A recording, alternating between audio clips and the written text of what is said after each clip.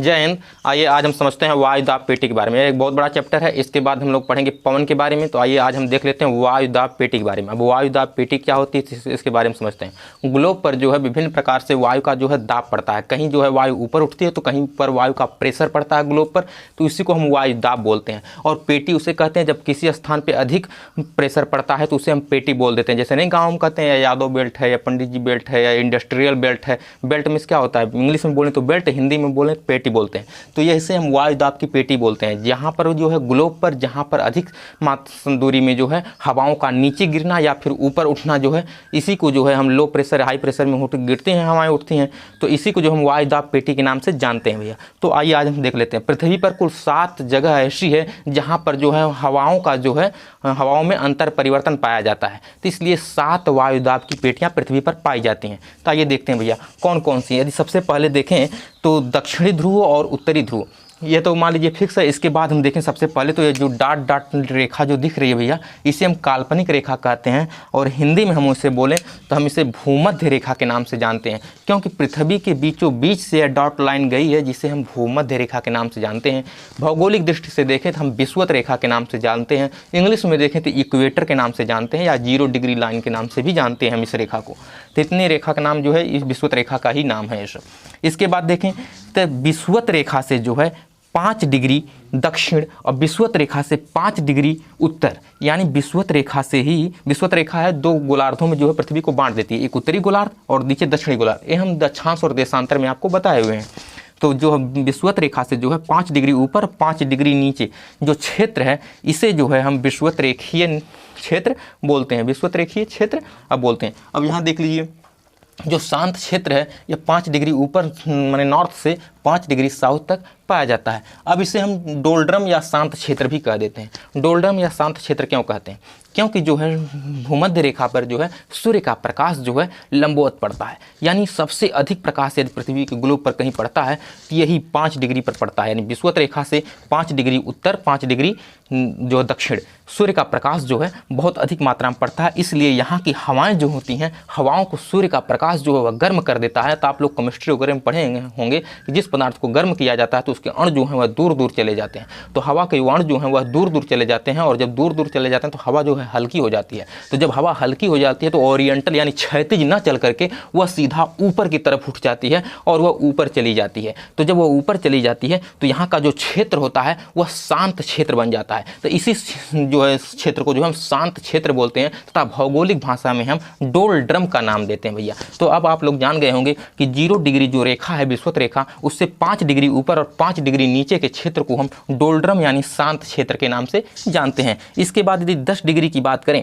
10 degree तक में, क्योंकि उस क्षेत्र से जो है उसका प्रभाव 10 डिग्री तक पड़ता है, लेकिन जो मेन रूप से 5 डिग्री उसे डोल्ड्रम कहते हैं, लेकिन प्रभाव जो है उसका जो है 10 डिग्री तक पड़ता है। 10 डिग्री साउथ और 10 डिग्री नॉर्थ तक पड़ता है। तो इसे यदि देखें तो हम इसे विषुवत रेखीय निम्न दाब बोलते हैं। अब निम्न दाब क्यों बोलते हैं? क्योंकि यहाँ मान लीजिए यहाँ से हवाएं जब चलती हैं, जैसे मान लीजिए इस तरफ से हवाएं जाती हैं, जब तक यह घुसती हैं, जैसे ही विषुवत रेखीय निम्न दाब में घुसती हैं 10 डिग्री तक घुसती हैं तो थोड़ा हल्का हल्का गर्म गर्म, लेकिन जब तक 5 डिग्री तक पहुँचती तो हवाएं सूर्य का प्रकाश इनको पूर्णतः गर्म कर चुका होगा तब तक, जब तक यह पहुँचेंगी उसके बाद यह ऊपर की तरफ उठ जाती हैं।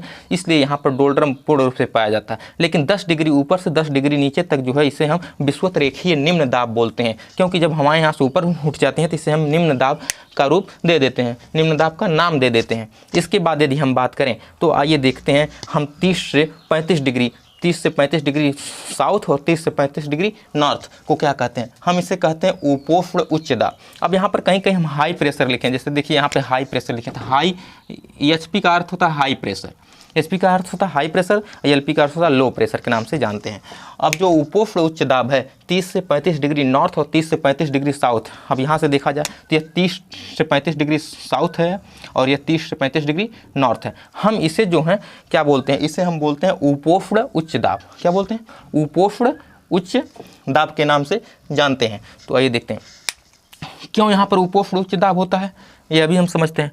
अब जैसे सोचिए जब यहाँ से हवाएं गर्म होंगी सोचिए जब यहाँ से हवाएं गर्म होंगी तो यह ऊपर उठेंगी, जब यह ऊपर उठेंगी तो कहीं गिरेंगी कि नहीं, ग्लोब पे गिरेंगी कहीं न कहीं। तो वैज्ञानिकों द्वारा यह पता लगाया गया कि जब यहाँ से हवाएं ऊपर उठ रही हैं तो यह आकर के 30 से 35 डिग्री पर गिर रही हैं। 30 से 35 डिग्री, कुछ हवाएं जो हैं साउथ की तरफ आ जा रही हैं, कुछ हवाएं जो है वह नॉर्थ की तरफ चली जा रही हैं। तो कुछ हवाएं जा करके इस नॉर्थ में 30 से 35 डिग्री पर गिर रही हैं, कुछ हवाएं जो हैं वह साउथ में आकर के 30 से 35 डिग्री पर गिर रही हैं। तो अब जब यहाँ पर गिर रही हैं आकर के, तो आप सोचिए मान लीजिए चाय कप में ले लीजिए और उस पर फूंक लगाइए। जब फूंक लगाएंगे आप तो चाय तो ऑलरेडी जैसे वो है, जब उसमें फूंक लगाएं तो उसमें जो है उफान आएगा, उफान आएगा कि नहीं। तो वैसे उसी प्रकार जो है सागर जो होता है अस्थायी होता है, स्थायी होता नहीं, अस्थायी होता है, यानी उसमें लहरें बराबर बनी रहती हैं। तो अब लहरें तो बराबर यहाँ पर 30 से 35 डिग्री पर बनी हुई हैं। इसके बाद जब ऊपर से और हवाएं इस पर आकर प्रेशर डालेंगी, जब प्रेशर डालेंगे तो इसमें और तेज से उफान हो जाएगा। हम इसी को अस्वच्छ का नाम देते हैं। अब अस्वच्छ जो है इसे भी बोलते हैं 30, नॉर्थ वाले को भी, साउथ वाले को भी 30 से 35 डिग्री को हम अस्वच्छ बोलते हैं। लेकिन कुछ घटना जो हुई थी, पूछा जाता है एग्जामों में, अस्वच्छ का लमसम 12 से 15वीं सदी के बीच, जिसे मध्यकाल की घटना बोलते हैं, उसमें जो है अस्वच्छ की हुई थी। तो उस समय जो है घोड़ों का व्यापार होता था। राजा महाराजा जो होते हैं, घोड़े लड़ाइयों वगैरह के लिए भी घोड़े का इस्तेमाल बहुत अधिक होता था, परिवहन के लिए भी घोड़े का इस्तेमाल होता था।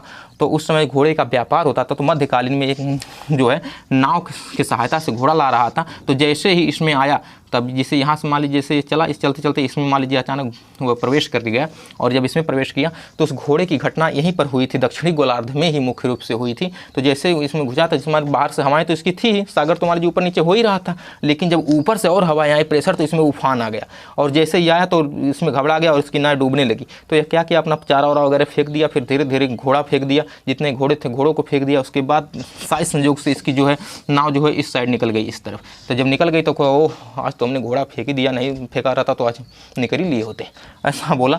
हालांकि उसे पता नहीं था, क्योंकि ये जो है हम लोग उपोष्ण दाब पर हैं, इसमें हाई प्रेशर जो यहाँ पर पड़ता है। हालांकि अब के समय में ऐसी बात नहीं है, अब तो बड़ी बड़ी जहाज़ें आ गई जो बहुत अधिक शक्तिशाली हैं, तो उन पे ऊपर यह कोई प्रभाव नहीं पड़ेगा जो है। अब तो जेट स्ट्रीम को सब चीर दे रही हैं हवाएं, तो इसमें क्या प्रभाव पड़ता है हमारी। इसके बाद समझ लेते हैं, यहाँ पर यही जो घटना, यहाँ पर हवाएं जो गिरती हैं ऊपर से आकर के, यह घटना यहाँ पर भी होती है। हम जब आप यह देखिए आसानी से समझ जाएंगे आप लोग, इसके बाद ही आप लोग पवन के बारे में समझेंगे, पूर्वा पवन, पश्चिमा पवन, इस सब के बारे में जानकारी आप लोगों को जब यह समझ जाएंगे तभी पड़ेगा उपोष्ण उच्च दाब की बात। अब आइए देखते हैं उपोष्ण उच्च दाब, आप लोग समझ गए ना, क्योंकि यहाँ से जो हवाएं ऊपर उठती हैं वो यहाँ के 30 से 35 डिग्री पर गिरती हैं, वैज्ञानिकों द्वारा यह प्रमाणित है। जो क्योंकि जैसे मान लीजिए पृथ्वी तो घूर्णन भी कर रही है, परिक्रमण भी कर रही है, तो जब यहाँ से हवाएं उठेंगी तो जैसे घूम रही है पृथ्वी, तो यहीं तो गिरेंगी नहीं, घूम रही है तो यहाँ से आकर 30 से 35 डिग्री पर गिरती हैं जो है। इसके बाद जब देखें तो इसे 60 से 65 डिग्री छोड़िए, आप आ जाइए ध्रुव पर, दक्षिणी ध्रुव और उत्तरी ध्रुव। अब उत्तरी ध्रुव पे क्या होगा, अब उत्तरी ध्रुव पे जो है ठंड पड़ता है। आप लोग जानते हैं उत्तरी ध्रुव दक्षिणी ध्रुवों पर ठंड पड़ता है, क्योंकि यहाँ पर रोशनी सूर्य की प्रभावशाली नहीं पड़ पाती है, इसलिए यहाँ पर जो है ठंड पड़ती है। क्योंकि यहाँ पर रोशनी जो है तिरछी जाती है, रोशनी कैसी जाती है, तिरछी जाती है, इसलिए यहाँ पर जो है ठंड पड़ती है। अब आप लोग सोचेंगे कि जैसे यहाँ पर ठंड के जैसे जैसे ही आप लोग जो है पृथ्वी के धरातल से 165 मीटर की ऊंचाई पर जाएंगे तो तापमान में 1 सेल्सियस की जो है कमी आ जाती है। अब पूछेंगे कैसे, भैया पृथ्वी का तापमान जो है 15 डिग्री सेल्सियस ऑलरेडी हम लोगों को मिलता है। आसपास की जो दीवारें हैं, दोनों तरफ से दीवार है, वो भी गर्म करती हैं। हम किसी के बीच में बैठे हैं मानो तो वो भी गर्म है। यह जितना भी कुछ सामान हमारे आगे पीछे रखा हुआ है सब गर्म है। सूर्य के प्रकाश द्वारा कुछ न कुछ गर्म है, यहाँ से उष्मा निकल रही है, तो वह हमको प्रभावित करती है। आप जैसे जैसे ऊंचाई पर जाएंगे तो यह सब नीचे छूटता चला जाएगा, तो आपको सिर्फ सूर्य का प्रकाश ही मिलेगा आपको, तो वहाँ पर ठंडी बढ़ती है। जैसे ही आप ठंडी बढ़ेगी तो बर्फ भी जमना शुरू हो जाता है, वायु जमना शुरू हो जाती है। तो यहाँ पर जो है वायु क्या होता है, वायु जमती है जब वो अपने आप, तो वजन हो जाता है। जब वायु में वजन हो जाता है तो वायु जो यहाँ पर गिर जाती है, इसलिए हाई प्रेशर बनता है। यानी उत्तरी ध्रुव और दक्षिणी ध्रुव दोनों पर हाई प्रेशर बनता है। अब सोचिए जब हाई प्रेशर बनेगा तो यहाँ से हवाएं नीचे उतरेंगी कि नहीं। अब यहाँ से हवाएं नीचे उतरेंगी। अब आप लोग सोचिए यहाँ से हवाएं क्या करें, नीचे। अब यहाँ से भी दक्षिणी ध्रुव में भी यहाँ से हवाएं जो है नीचे जाएंगी कि नहीं। अब इधर तो जाएंगी नहीं, ऊपर जाएंगी, ऊपर जाएंगे नीचे ही आएंगी। जब यहाँ से नीचे हवाएं आएंगी और यहाँ के भी जो हाई प्रेशर था, यहाँ पर जो हवाएं गिरी थी ये भी गिरी उठेंगी यहाँ से, तो ये भी कुछ नीचे जाएंगी इस तरफ, फिर जाकर ये डोल्डर में प्रवेश करेंगी और फिर ऊपर उठ जाएंगी। और कुछ हवाएं जो है ऊपर भी जाएंगी। जब हवाएं यह ऊपर जाएंगी भैया, तो यह जा करके इधर से ये हवाएं आएंगी, दोनों जा करके टकराएंगी। क्या करेंगी, टकराएंगे, टकरा करके क्या करेंगी, ऊपर उठ जाएंगी। तो यहाँ भी जो है लो प्रेशर बन जाएगा। क्या बन जाएगा, लो प्रेशर, क्योंकि यहाँ उत्तरी ध्रुव से और इस जो है उपोष्ण उच्च दाब से जो है जो हवाएं जा रही हैं यह टकराएंगी, और टकराने को कहते हैं अभिसरण। क्या कहते हैं, अभिसरण। जैसे यहाँ पर लिखें, देखिए उपध्रुवीय निम्न दाब, इसे क्या कहते हैं, उपध्रुवीय। जैसे ध्रुवीय हो गया, इसके बाद उपध्रुवीय, ध्रुवीय, उपध्रुवीय, उष्णकटिबंध, उष्ण के बाद उपोष्ण। क्या हो जाएगा, उपोष्ण उच्च दाब। उच्च दाब है, इसके बाद उपोष्ण उच्च दाब। यह ध्रुव है तो उपध्रुवीय, ध्रुवीय के बाद उपध्रुवीय, जैसे राष्ट्रपति के बाद उपराष्ट्रपति, राज्यपाल के बाद उपराज्यपाल, मुख्यमंत्री के बाद उप मुख्यमंत्री, ऐसे रहता है ना।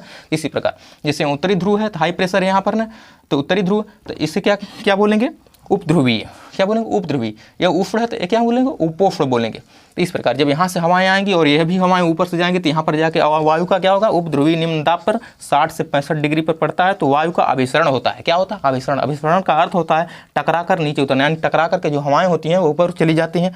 उसके बाद नीचे वाला बताएंगे आपको, ध्रुवीय होता है। ध्रुवीय पर उच्च दाब होता है, जो उत्तरी ध्रुव और दक्षिण ध्रुव दोनों पर क्या होता है, उच्च दाब पाया जाता है, और यहाँ पे टकरा करके जो है हवाएं ऊपर उड़ जाती हैं। अब आप लोग समझ गए होंगे। आइए एक बार समझ लेते हैं हम लोग कि विषुवत रेखा पर क्या होता है, जो है यहाँ पर उच्च दाब पाया जाता है। इसके ऊपर जाएंगे तो उपोष्ण पाया जाएगा। उपोष्ण के बाद अब इसे छोड़ दीजिए, क्या है, छोड़ दीजिए, यहाँ ध्रुवीय जाइए, उत्तरी ध्रुव, तो नीचे आएंगे तो इसके बाद यह क्या हो जाएगा, उपध्रुवीय। क्या बोलेंगे, उपध्रुवीय, यानी ध्रुवीय, उपध्रुवीय, उपोष्ण, उच्च दाब, उच्च दाब, उपोष्ण, उसके बाद उपध्रुवीय, ध्रुवीय। इसी प्रकार कुल 7 रेखाएं पाई जाती हैं। जैसे देखिए 1 2 3 4 5 6 7, इसी प्रकार बताएंगे पृथ्वी पर कुल 7 वायुदाब पेटियां पाई जाती हैं।